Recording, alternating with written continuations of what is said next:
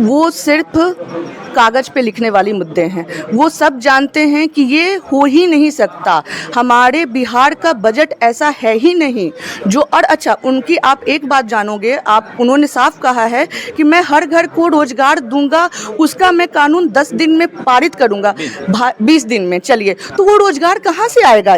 अरे कोई उनसे पूछे कि भाई हमारे कारखाना है, या फिर अचानक से बैंक की भर्तियां ज़्यादा होने लगेंगी, या फिर अचानक 1 दिन में या 20 दिन में कारखाने बन जाएंगे हमारे, जो आप हर घर को आप रोजगार दोगे। तो ये तो इलॉजिकल बातें हैं। मौर्य एक्सप्रेस देख रहे हैं आप, और लगातार हमारा जो चैनल है कैंपेन कर रहा है तमाम क्षेत्रों में, और गायघाट विधानसभा क्षेत्र को लेकर के जिस प्रकार की चर्चाएं और चुनावी सरगर्मी जो बढ़ती जा रही है, चुनाव जैसे जैसे नज़दीक आ रहा है सरगर्मियां बढ़ती जा रही है। ऐसे में हमारे साथ ऐश्वर्या सिंह हैं, जो पीछे जैसा कि आप बोर्ड आप देख रहे हैं, अशोक कुमार सिंह जी, जो जदयू पहले तो लगातार तमाम सेवा देते रहे हैं बीजेपी में, जदयू में, और उसके बाद अब जो है जन सुराज से टिकट लेकर के और चुनावी मैदान में हैं। ऐसे में उनकी बेटी बढ़ चढ़ करके ऐश्वर्या जी हैं, जो लगातार क्षेत्र कैंपेन भी कर रही है। और यहाँ से कैसे देखती है भौगोलिक स्थिति गायघाट को लेकर के, चूंकि चुनावी भौगोलिक हम जानना चाहेंगे, कैसे देखते हैं और क्या कहना चाहेंगे? पहले तो थैंक यू मेरे से कांटेक्ट करने के लिए, मेरी राय जानने के लिए। और मैं तो दिन में जहाँ भी जाती हूँ मैं देखती हूँ कि लोग बहुत ही त्रस्त हैं। वो पार्टी से त्रस्त नहीं हैं, वो उन चेहरे से त्रस्त हैं जो उन पे लगातार जिन्होंने अत्याचार किया है। पहला अत्याचार जो निरंजन राय ने किया, वो एक बाढ़ पीड़ित लोगों से मिलने तक नहीं आया उन्होंने ना। मैं जहाँ जा रही हूँ उन सब का एक ही कंप्लेन है कि इतना बड़ा बाढ़ आ गया, बांध टूटा, पूरा जारंग तक पानी आ गया, लेकिन वो जिनको हमने पहुँचाया, हमारी आवाज़ जो बने, वो हमसे मिलने तक नहीं आए, हमारा हाल जानने नहीं आए, हमारा कष्ट देखने नहीं आए। तो ये ऐसा नेता ऐसा नेता चुनना चाहिए जो हमेशा रहे, ये नहीं कि सिर्फ वोट के टाइम, इलेक्शन के टाइम आ जाए। अभी वो आएंगे तो वो किस मुंह से वोट मांगेंगे? पहला चीज़ तो वो। दूसरी चीज़, जब मैं दूसरे लोगों का सुनती हूँ तो दूसरे का तो मैं यही सुनती हूँ कि नहीं अरे वो डाकू है, ना ना ना ना उसको नहीं देंगे ना। अपने भाषा में, चूँकि हमारी जो घर की, हमारे गाँव की जो भाषा है उसमें जो मैं सही से बोल नहीं पाऊँगी, ना ना ओकरा ना दे भाई, हम सब बाप रे वो लुटेरा है। तो हमारे पास तीसरे ऑप्शन हमारे हैं अशोक जी, जो सब जानते हैं, उनका आवाज़ वो 20 साल तक बिना पावर में रहे हुए, बिना कोई पद पे रहे हुए 20 साल तक लगातार गायघाट की आवाज़, आम जनता की आवाज़, गायघाट में आम जनता जो हैं उनकी आवाज़ को वो एक दिशा दिए हुए हैं। उनकी आवाज़ को वो वहाँ तक पहुँचाते हैं जहाँ कोई सुन नहीं पा रहा है। तो जनता सब जान चुकी है कि भाई किससे मुझे मत देना है, मेरा मत किसकी तरफ होगा और किसकी तरफ नहीं होगा।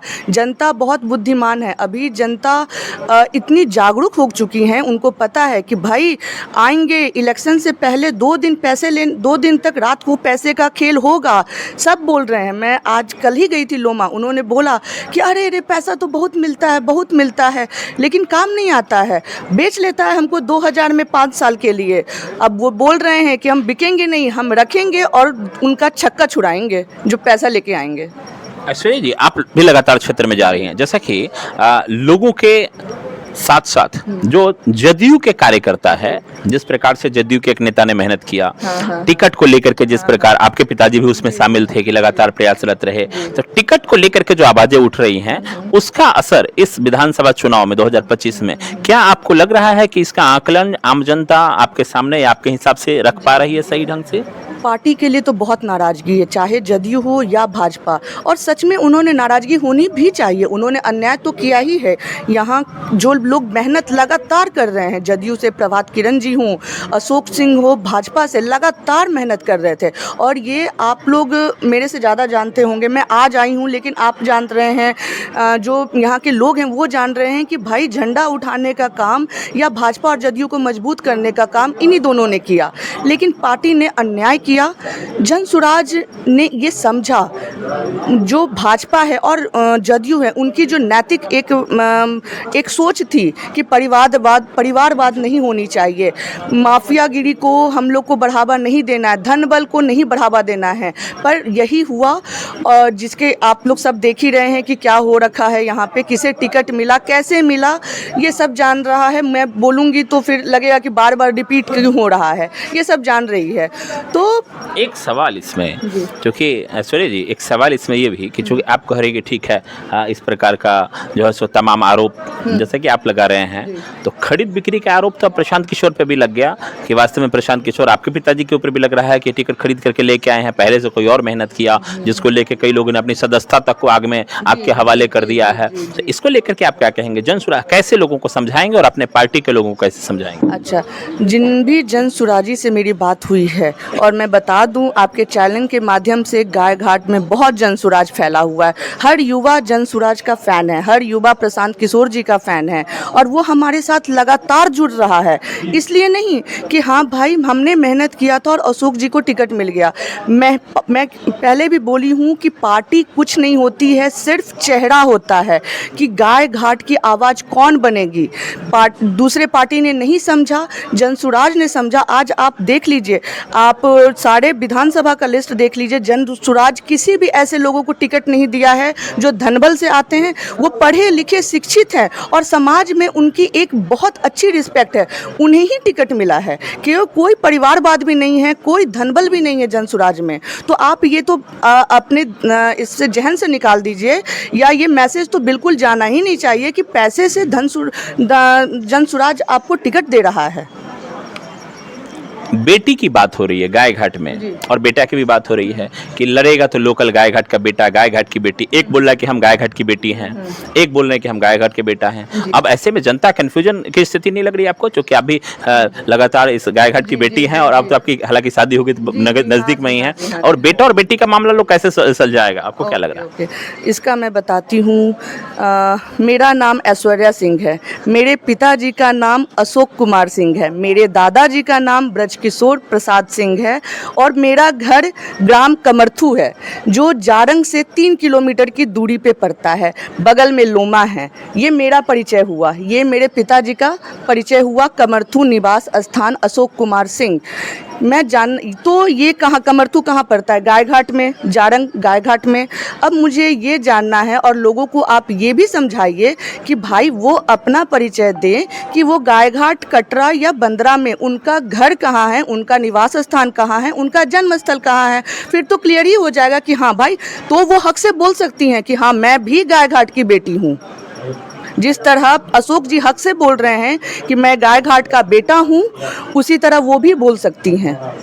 अच्छा, तो इसको लेकर क्या लग रहा है कि वो जब बोल रही हैं तो उसका असर लोगों पे पड़ेगा या नहीं पड़ेगा? या लग रहा है कि आप भी, चूंकि आप बेटी हैं, आपने स्पष्ट आपने एड्रेस सहित बता दिया, पिता का नाम, दादाजी का नाम, सारा आपने बताया, तो इसका असर क्या लग रहा है? आम जनता के बीच भी इस प्रकार का मैसेज आप देख रही हैं? मैसेज तो सबको पता ही है, उनकी क्या पहचान है और वो कहाँ से जुड़ी हैं, ये सारी जनता को मालूम है। हाँ, जनता डरी हुई है, वो अपने पावर का, अपने सोर्सेज का गलत इस्तेमाल करते हैं। अपने जो धन पशु हैं उनके वो ऐसे ये करते हैं। गाय घाट की जनता, अभी कल ही मैं एक वीडियो देख रही थी, एक बच्चा बोल रहा था मैं कोमल सिंह को ही वोट दूंगा। क्यों? क्योंकि आज की रैली में उसने मुझे 500 रुपये दिया। तो अब देखिए कि बच्चे को 500 में 2 घंटा 3 घंटे के लिए, एक दिन के लिए बिक रहा है वो बच्चा। तो क्या जा रहा है, हम समाज को क्या मैसेज दे रहे हैं? इतना घटिया हमारा गाय घाट तो नहीं था। तो इस घटियापंथी को दूर तो करना ही होगा, कोई किसी को तो ये मुहिम चलानी होगी।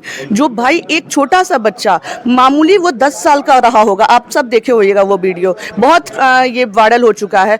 तो ये मैसेज जा रहा है लोगों में कि भाई 10 साल का बच्चा 500 रुपए के लिए बिक रहा है और खाना के लिए बिक रहा है, और बेचने वाले एक सवाल, चूंकि अब हम लोग राजनीतिक क्षेत्र थोड़ा सा बिहार के विकास की बात कर लेते हैं कि बिहार के विकास को लेकर के जिस प्रकार से, देखिए नीतीश कुमार के अपने दावे हैं कि हम महिलाओं के लिए बहुत सारा कर रहे हैं, तेजस्वी यादव के अपने दावे हैं कि हम माई बहन मान योजना, तमाम अभी उन्होंने घोषणा जो किया होगा, आपने सुना होगा कि सीएम जो कम्युनिटी मोबिलाइजर महिलाएं हैं जीविका की, 30,000 उनको देंगे।